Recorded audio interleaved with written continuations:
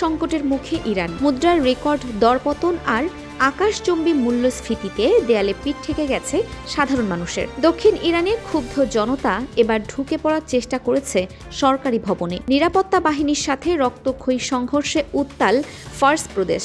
Tehran থেকে ইস্পাহান, পুরো দেশ কি তবে এবার নতুন কোনো বিপ্লবের দ্বারপ্রান্তে? কেন প্রেসিডেন্ট পেজেশকিয়ান একে বিদেশি ষড়যন্ত্র বলছেন? বিস্তারিত জানাবো আজকের বিশেষ প্রতিবেদনে।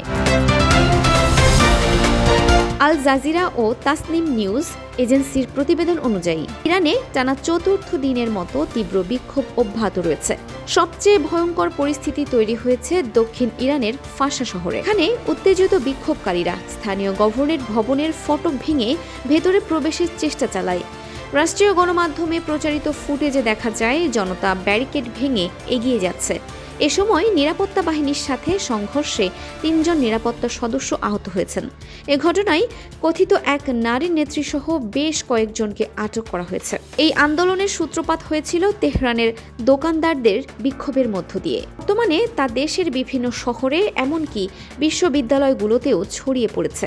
ইস্পাহান, ইয়াজদ ও জানজানের শিক্ষার্থীরাও এখন রাজপথে। বিক্ষোভের মূল কারণ ইরানি রিয়ালের নজিরবিহীন পতন।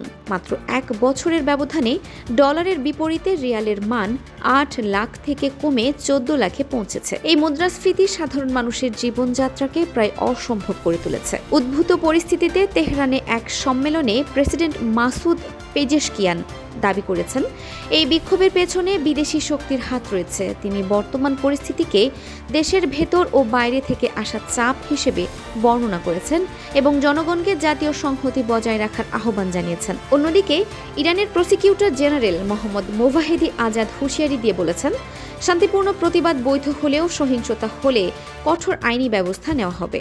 ইরানের এই অর্থনৈতিক বিপর্যয়ের মূলে রয়েছে দশকের পর দশক ধরে চলা পশ্চিমা নিষেধাজ্ঞা। সম্প্রতি জাতিসংঘের পুনর্বহাল করা আন্তর্জাতিক নিষেধাজ্ঞা দেশটির অর্থনীতিকে আবারও পঙ্গু করে দিয়েছে। বর্তমানে ইরানে মূল্যস্ফীতি 50% ছাড়িয়ে গেছে। কুইন্সি ইনস্টিটিউটের বিশেষজ্ঞরা মনে করছেন, অর্থনৈতিক দাবি থেকে শুরু হওয়া এই বিক্ষোভ যে কোনো সময় বড় ধরনের রাজনৈতিক অসন্তোষের রূপ নিতে পারে, যা বর্তমান শাসন ব্যবস্থার জন্য বড় চ্যালেঞ্জ হয়ে দাঁড়াবে। তেহরানের রাজপথের এই আগুন কি শান্ত হবে, নাকি ইরান দেখবে নতুন কোনো ক্ষমতার পরিবর্তন? রিয়ালের পতন কি থামাতে পারবে পেজেশকিয়ানের সরকার? আপনার মূল্যবান মতামত আমাদের কমেন্ট বক্সে জানান।